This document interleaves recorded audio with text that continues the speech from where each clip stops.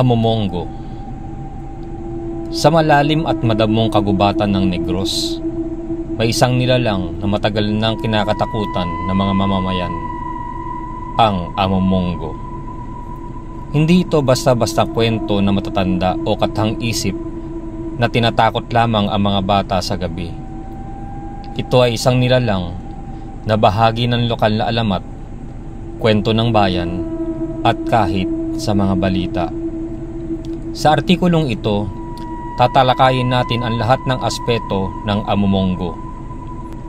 Mula sa pinagmulan nito, mga paglalarawan, mga naiulat ng pananambang, at ang epekto nito sa kultura at paniniwala ng mga Pilipino.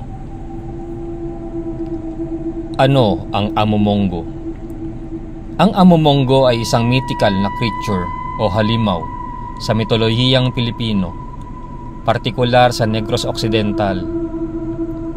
Ang pangalan nito ay hango sa salitang Hiligaynon na amo, na nangangahulugang mang-amo o agresibong hayop. Madalas itong inilalarawan bilang isang malaking unggoy o ape-like humanoid. May matutulis na kuko, malalaking pangil, at katawan na nababalot na makapal at madilim na balahibo. Hindi tulad ng iba pang nilalang sa mitolohiya na may kapangyarihang mahika o nakabase sa espiritual na paniniwala. Ang Amomongo ay mas itinuturing na isang halimaw ng laman at buto, isang wildman o bersyon ng Bigfoot sa Pilipinas. Mga pisikal na katangian. Batay sa mga salaysay ng mga lokal na nakakita o muntik ng mabiktima ng Amomongo, narito ang ilan sa mga karaniwang paglalarawan. Tinatayang 5 hanggang 7 talampakan ang taas. May makapal at itim na balahibo na bumbalot sa buong katawan. Malalaking kamay at matutulis na kuko. Pula o dilaw ang mga mata, tila laging galit. May amoy na mabaho, tulad ng nabubulok na karne. Mabilis tumakbo at mahusay manghuli ng biktima sa kagubatan. Mga kwento at sighting. Isa sa mga pinakakilalang insidente ng Amomongo ay naiulat noong 2008 sa La Castellana, Negros Occidental. 2 residente, isang lalaki, isang babae, ang napaulat na inatake ng isang hindi kilalang nilalang habang sila'y nasa labas ng kanilang bahay sa gabi.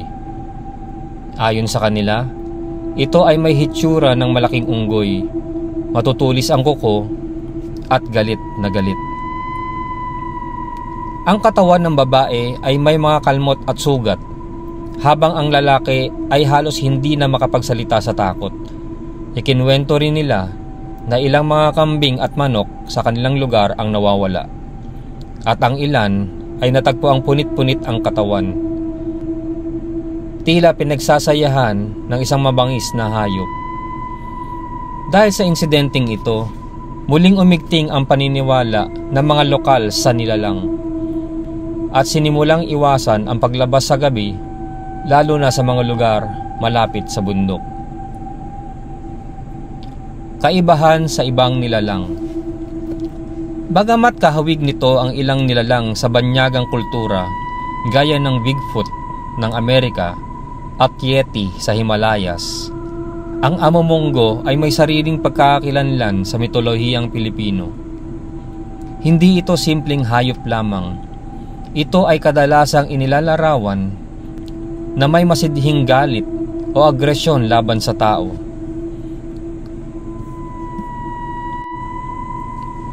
Kung ihahambing sa mga halimaw na aswang o manananggal, hindi ito umaalis ng katawan o lumilipad. At wala rin itong kakayahang mag-anyong tao. Sa halip, ito ay isang hayop na may katalinuhan, marunong magkubli, at tila may sariling layunin kung bakit ito umaatake. Mga interpretasyon. Una, biological na paliwanag. May ilan na naniniwala na ang amomongo ay maaaring isang hindi pa natutuklasang species ng primate. Isang malaking unggoy na naninirahan sa mga kabundukan ng Negros. Maaaring ito'y nocturnal o gising sa gabi at mailap, kaya't bihira lamang makita. Kapag natutuklasan ng mga tao ang tirahan nito, posibleng maging agresibo ito bilang pagtatanggol. Ikalawa, kultural at panrelihiyon.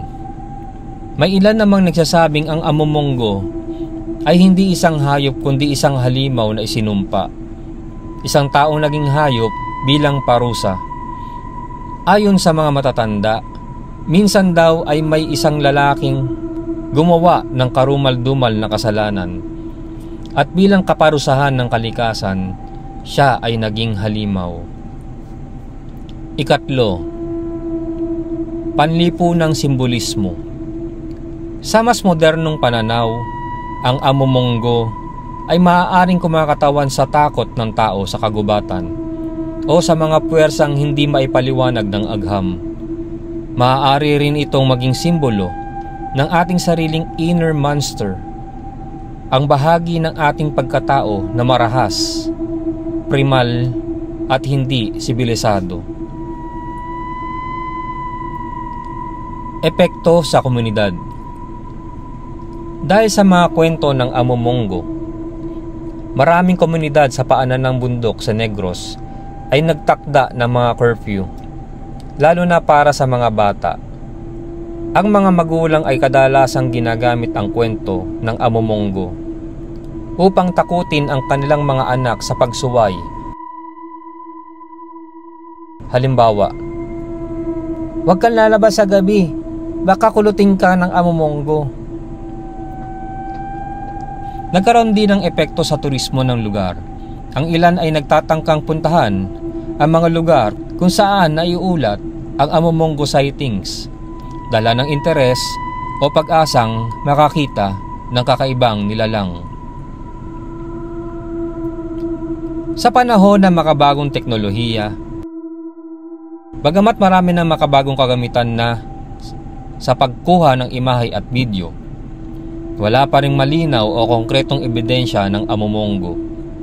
Maraming larawan at video online ang inaangkin na nakuhanan ito, ngunit karamihan ay malabo, edited o hindi mapatunayan.